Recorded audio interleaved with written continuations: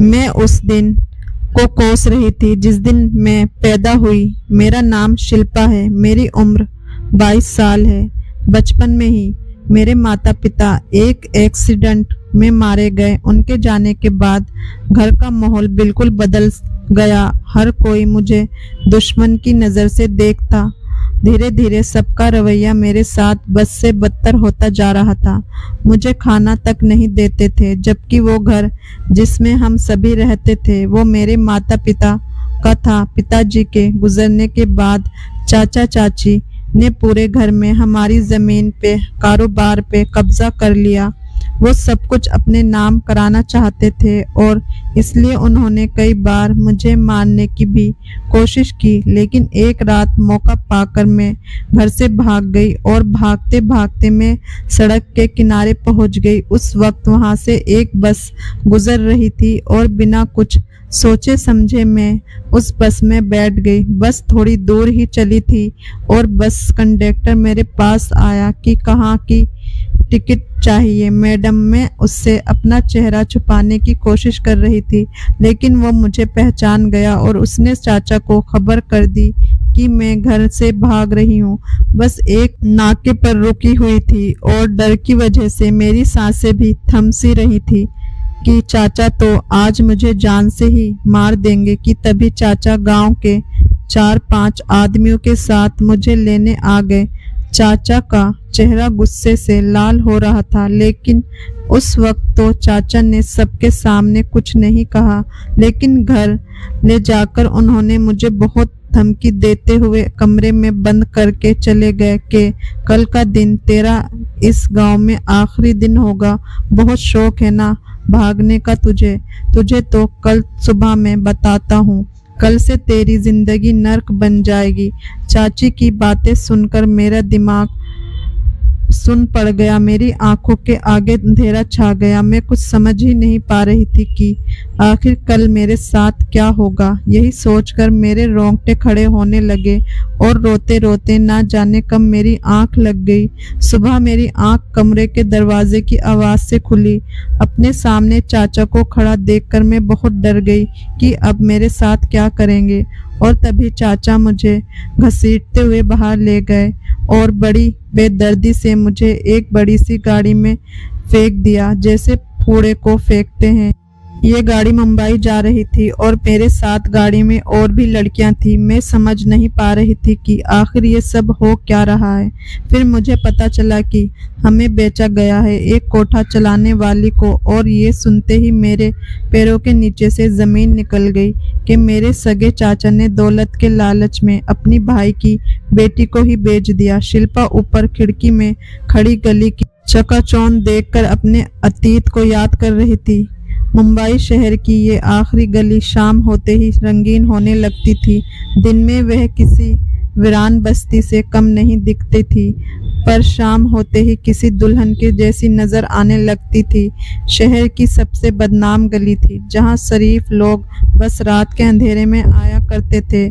आज शिल्पा बहुत उदास थी और ऊपर खिड़की में आकर अकेले हो गई। आते ही जाते लोगों को देख रही थी और सोच रही थी कि कैसे कुछ ही सालों में उसकी जिंदगी पूरी तरह से बदल गई और वो इस बात से अनजान थी कि उसकी जिंदगी में आज फिर एक नया मोड़ आने वाला है। सोचते हुए वो अपने आप से कहने लगी, लगता है आज भी कोई बोनी नहीं होगी। और इतना कहकर उसने सिगरेट जला ली। शिल्पा 22 साल की खूबसूरत लड़की थी, जिसको उसके ही चाचा ने खानदानी दौलत के लालच में एक कोठे के हाथों बेच दिया था। शिल्पा ने बहुत कोशिश की इस गंदगी से भागने की, पर हर बार हार ही नसीब होती। साथ में पिटाई भी ऐसी होती कि 2-3 दिन तक उसे होश नहीं रहता। एक बार जो उस कोठे पर आ जाता, उसका वापस जाना नामुमकिन था। शिल्पा के अलावा भी यहाँ ना जाने कितनी और लड़कियां थी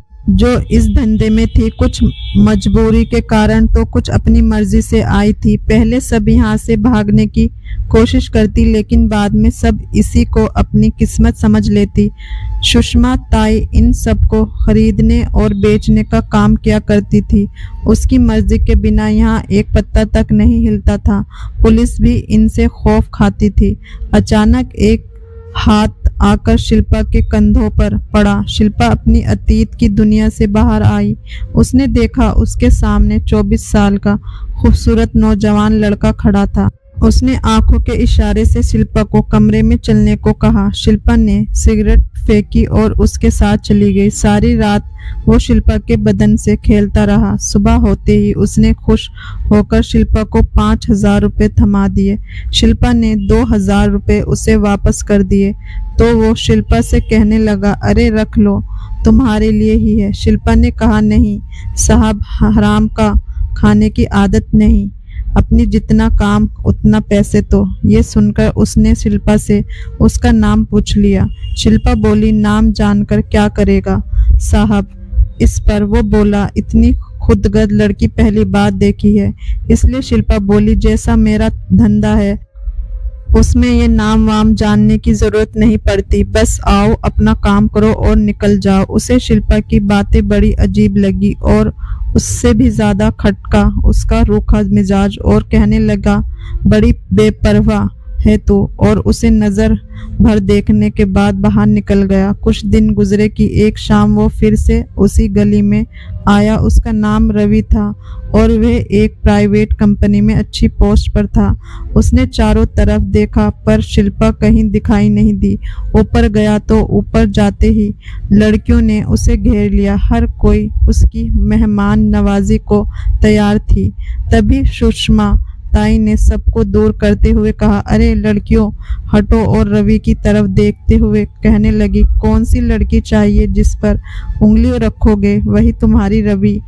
बोला, वह कहाँ है? सुषमा ताई बोली, अरे कौन वह? रवि बोला, कल जो मेरे साथ थी। सुषमा ताई कहने लगी, नाम पता उसका भी या नहीं?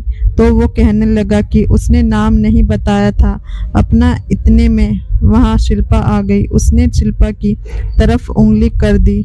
वहाँ खड़ी सब लड़कियां शिल्पा की तरफ देखकर मुंह बनाकर चली गईं। पता नहीं इसको शिल्पा में क्या दिख गया है।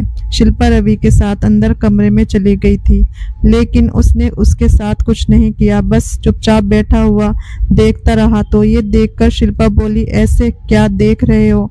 जिस काम के लिए आए हो करो और निकलो। शिल्पा ने ब्लाउज खोलते हुए कहा तो रवि कहने लगा, तुम इतनी खूबसूरत हो कि कोई भी तुम्हारे लिए अपनी जान तक दे दे, फिर इस दलदल में किस लिए हो?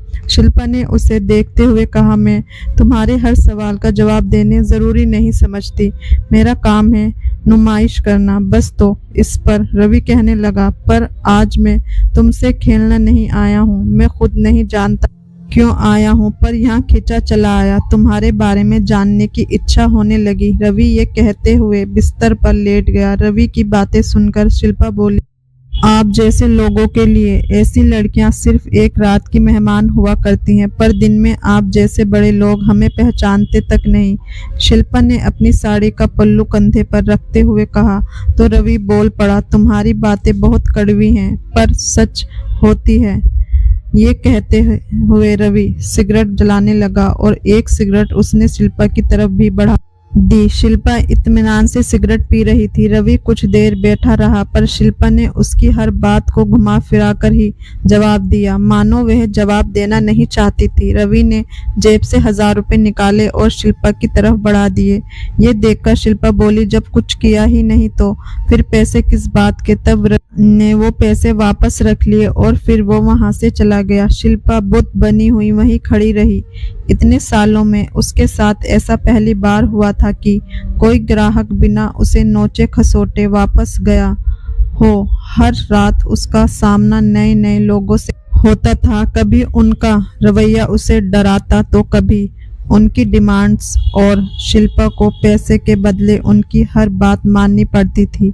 शिल्पा सोच में डूबी हुई थी कि तभी उसकी सहेली वहां आ गई। क्या बात है, आजकल तो मैडम छाई हुई है गली में। शिल्पा ने बिस्तर पर गिरते हुए कहा, कोई बात नहीं, रोज का कस्टमर है, आ गया। उसकी सहेली ने उसके पास बैठते हुए कहा, वैसे तेरा ये वाला कस्टमर है बड़ा मस्त, कोठे की सारी लड़कियां तैयार हैं उसके साथ जाने को, पर एक वह है कि उसे तुझ से फुर्सत नहीं मिली। उसने मुंह बनाते हुए कहा तो शिल्पा ने कहा, अरे अरे मुंह क्यों बनाती है, मेरी जान कस्टमर है। कौन सा मेरा आशिक है जो तुम लोग इतना जल रहे हो। कुछ देर इधर उधर की बातें होती रही, फिर दोनों बाहर चली गई। उधर रवि का बुरा हाल था। वे शिल्पा के बारे में ही सोचता रहा। उसका रूप, उसकी अदाएं उसकी आंखों के सामने नाचती रहती। वो शिल्पा को जानना चाहता था, उसके करीब जाना चाहता था। शिल्पा के पास हर शाम जाना उसकी रोज की आदत हो चुकी थी। कभी कभी वह उसके लिए कीमती सामान ले जाया करता। काफी मिन्नतों के बाद शिल्पा कभी कभी उसके गिफ्ट्स रख लिया करती थी। एक शाम जब रवि कोठे पर आया तो उसे शिल्पा कहीं नहीं दिखी। उसने सुषमा ताई से पूछा, पर उन्होंने बता दिया कि वे दूसरे कस्टमर के साथ है। आज किसी और लड़की से काम चला लो। रवि को धक्का सा लगा, वो वहां से चला गया। अब रवि किसी और लड़की से बात करता। कुछ हफ्ते गुजरने के बाद रवि को मौका मिल ही गया। उसने शिल्पा को देखा तो मन किया भागकर उसे गले लगा ले, पर नहीं लगा पाया। कमरे में आते ही शिल्पा ने कहा, बड़े दिनों के बाद याद आई हमारी। रवि ने उससे कहा कि सुषमा ताई ने बताया तुझे कि तुम बहुत व्यस्त रहती हो। इस पर शिल्पा कहने लगी, हाँ वो बाहर से ताई के कुछ खास मेहमान आए हुए थे, उन्हीं की खिदमत में लगी थी। ये सुनकर रवि कहने लगा, तुम ये सब छोड़ क्यों नहीं देती। शिल्पा बोल पड़ी, क्या साहब, रवि गैर मर्द के साथ रात बिताना। शिल्पा ने कहा, तो तुम क्या हो, तुम भी तो एक गैर मर्दी हो। शिल्पा की बात सुनकर रवि को दर्द सा महसूस हुआ और वो बोला, क्या हमारा कोई रिश्ता नहीं। शिल्पा बोली, एक वेश्या का एक शरीफ इंसान से क्या रिश्ता हो सकता है, तुम ही बता दो। और अगर कोई रिश्ता होगा तो उसे शराफत की दुनिया के आप जैसे लोग नाजायज रिश्ता कहते हैं, जिनका सच इन काली रातों की रंगीनियों में छुपा हुआ है। शिल्पा की दर्द भरी आवाज में बात सुनते ही रवि बोला, पर मुझे अच्छा नहीं लगता जब कोई और तुम्हें छूता है, तुम्हारे पास आता है। शिल्पा कहने लगी, क्यों, तुम्हें क्यों एतराज है, तुम भी तो यही सब करते हो और मेरा यही पेशा है।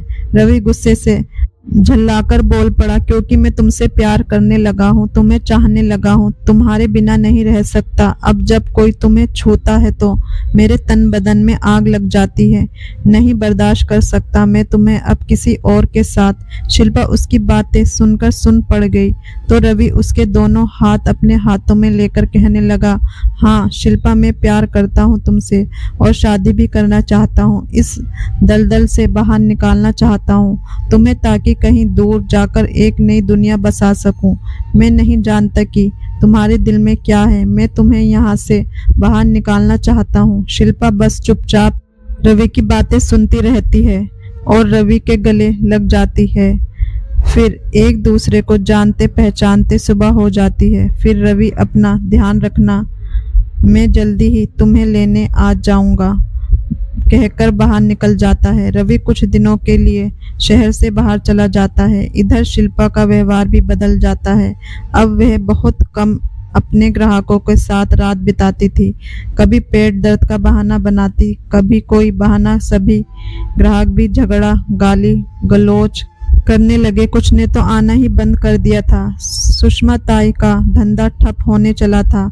एक दिन सुषमा ताई ने शिल्पा को अकेले में बुलाया था कि क्या बात है शिल्पा, आजकल ग्राहक तुझसे खुश नहीं रहते, चल क्या रहा है तेरे दिमाग में। शिल्पा कुछ भी नहीं बोल पाई, बस इतना कहा कि अब मैं ये काम और नहीं कर सकती, मेरा मन नहीं करता। ताई ये सुनकर सुषमा ताई बोल पड़ी, हाँ हाँ शिल्पा, जानती हूँ तेरा मन क्यों नहीं लगता। आजकल तेरा मन उस लड़के में जो लग गया है उसके बारे में कुछ ना बोले ताई।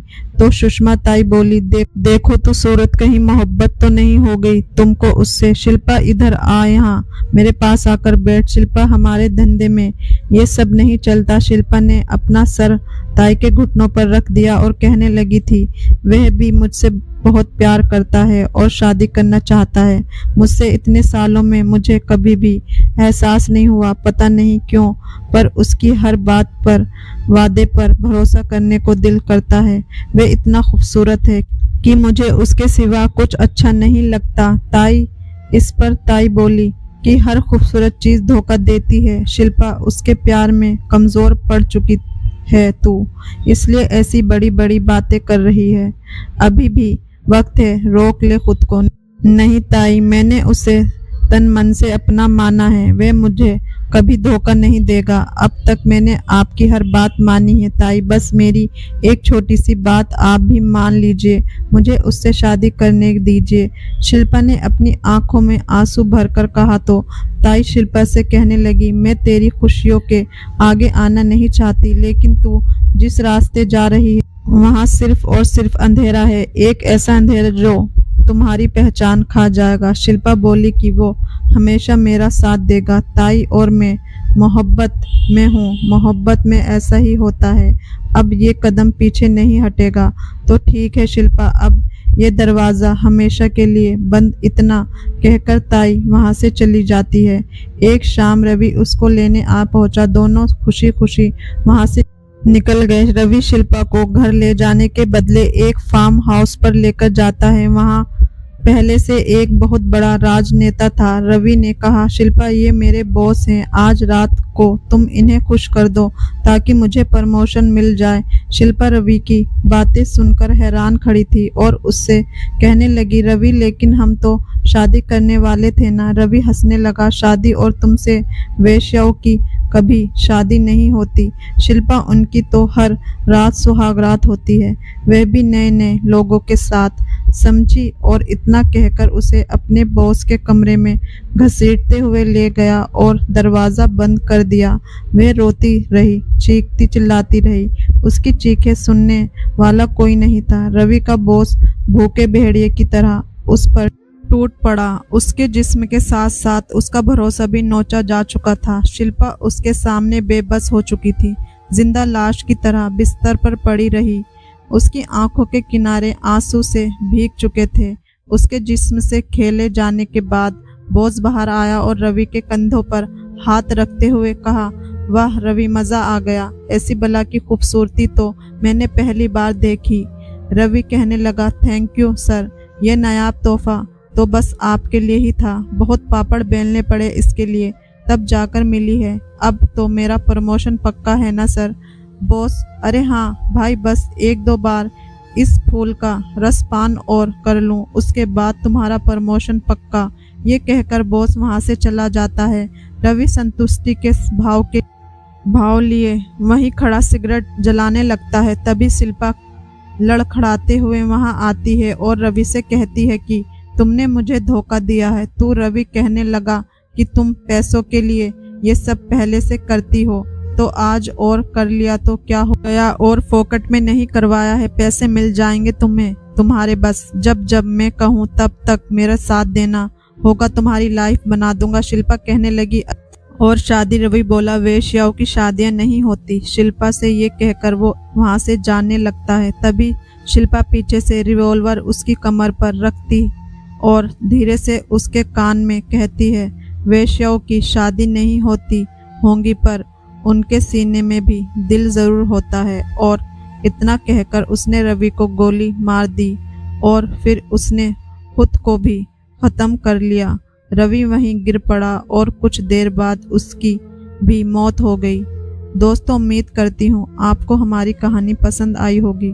कहानी पसंद आई हो तो वीडियो को लाइक करें, चैनल पर नए हैं तो चैनल को सब्सक्राइब करें, और हाँ, नोटिफिकेशन बेल को भी ज़रूर दबाएं ताकि अगली अपडेट सबसे पहले आपको मिल सके।